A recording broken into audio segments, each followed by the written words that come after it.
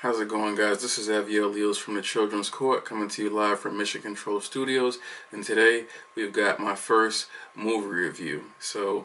The movie that we're going to be talking about is Alita, Battle Angel. And this is an anime from, I believe it's from the 80s, but I watched it when I was younger. So I thought it was cool when I saw the trailers that it was going to be made into a live action movie. First off the top, I want to say it's a good movie, really great movie. Let me replace good with great because it really deserves some serious accolades. And another thing that I wanted to say off of top, initially, Alita is the most adorable, cute thing that you can. She's breathtaking. She's like literally like an angel to behold. So.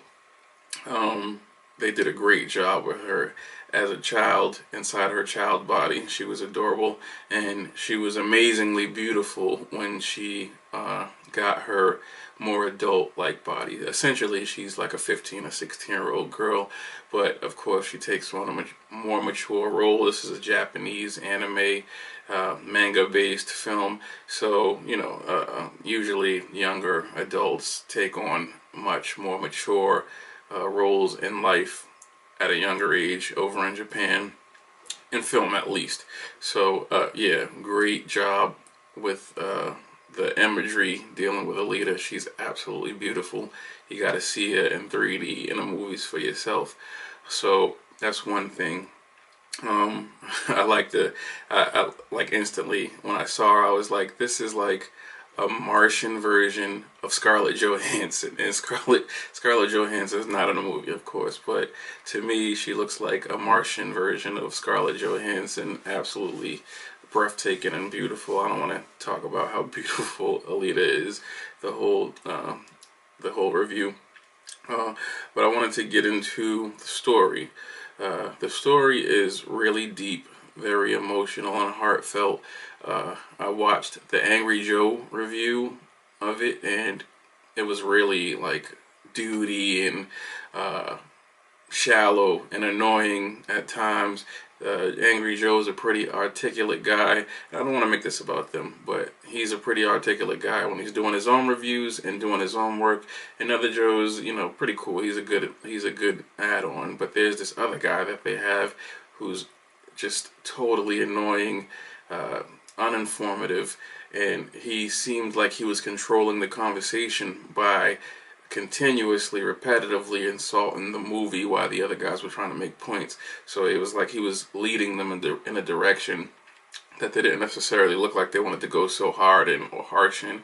So yeah, with the storyline, I believe the storyline is perfect. I believe that the connections that she made to Hugo and Dr. Dyson, and even the flashes in her memory of her commander training her and being side by side with her in certain moments was really heartfelt. It made you connect it connected her to all these characters in the way that they needed to connect her to these characters to bring more emotion into the movie. So they did an amazing job with that, and I think contrary to reviews like Angry Joe's, which gave it very low scoring and was really harsh on the storyline and other things, I believe the mass majority of people really took to the movie well. If you look at Rotten Tomatoes and public scores of the movie, they're very high, and people generally feel like the movie's amazing. So I wouldn't take their review too seriously. I would definitely make sure you went to go see this for yourself. The story actually is pretty good for the movie that it's supposed to be. This is not a Mad Max movie. This is not Terminator 2. You know what I'm saying? This is essentially a movie about a 16-year-old girl who's brought back to life by a doctor who's like a father figure to her, and she's just trying to be a regular person again. So we're not looking for just absolute action-packed explosions and moving and segueing into the action piece of it. The pacing of the movie is perfect. The action comes, and then the story comes, and then the action comes. It's brilliant. Like, I was never bored for a second. I was never waiting for something to happen. I never was in a situation where I was like, well, where's the action at? I was never in a situation where I was asking, well, where's the story at? Like, who are these people, or anything like that. I knew exactly what was happening at every moment in the movie. So the pacing was great. The story was great. It really came together really good. One thing that I wanted to critique was Motorball. I wasn't a big fan of Motorball. I'm never a big fan of sports being injected into like drama and action. It seems so out of place. Now, I'm not too harsh on it because I understand that Motorball played a role inside the movie as far as the relationships. One of the relationships, at least, that she built up, and it connected to other people in the movie. So I understand why Motorball was placed inside the movie, but I gotta admit, I wish they could have gave her a different adventure to go on. Even though the Motorball scenes were fantastic, don't get me wrong, you're gonna love those scenes too. I'm just not a fan of sports being injected into my movies, or my video games, essentially, like Final Fantasy or something like that. But like, again, I understand why it was there, so I'm not being too harsh on it. I'm just biased against sports inside my action adventure movies. So yeah, that's the one critique that I have. The villains, the first villains that you meet, are not very threatening at all. As far as the puppet masters, they are controlling some significantly dangerous people that have interactions with Alita and her pals, and the Night Warrior. I forget their names. The Hunter Warriors. Yeah, they're pretty lethal in their own rights, and there's amazing scenes with those guys.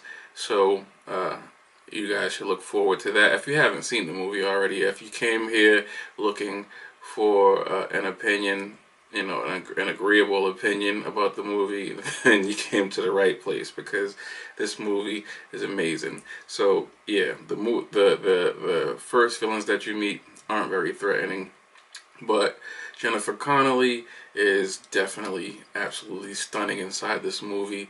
She's got a scene in a bedroom where, oh my goodness, she looks like Aphrodite or some Olympian god or something like that. So I'm not too familiar with her as an actor, or any of these guys inside this movie, except the black guy from Moonshine, or whatever that movie was. I know him more from the Luke Cage film, series, but she was definitely amazing inside this movie, and a small part that she played, she did very well. And Vector, the black guy, I think what's his name, Marshall Ali. Yeah, he was he was his normal self. He pretty much plays the same villainous role in every movie or TV show that he's a bad guy in, and it always works. He looks like a heartless creep that'll do anything to get where he wants to go. So he does pretty well also. And the voice acting for Alita, I wanted to mention, I wasn't too big on it at the beginning, but it grew on me. I still feel like they probably could have did a better job at voicing her, but she grew on me nonetheless. So kudos. It didn't hurt the movie. It didn't hurt my experience at all. So no big deal. The Sky City is another thing. It's mysterious. It's digital. It's even the Martians couldn't get up there for some reason. Don't know why, and that's what makes the main villain more scary. And his name is, what is it? Nova, I believe his name is. It makes him more of a threat, because even this Martian race with advanced technology couldn't penetrate this guy's city. And the few interactions that you have with the city from the outside, because you never actually get to go inside, you have no clue what's going on up there, but the few interactions that you get with it from outside make it seem like it's a really powerful digital upper crust society that lords over the undertown that the rest of the people are living in.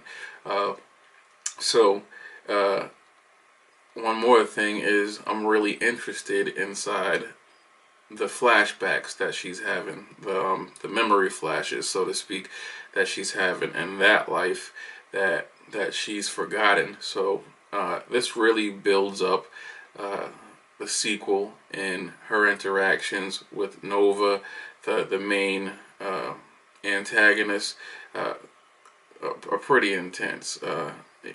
It only really happens once, but I could be forgetting one or two instances.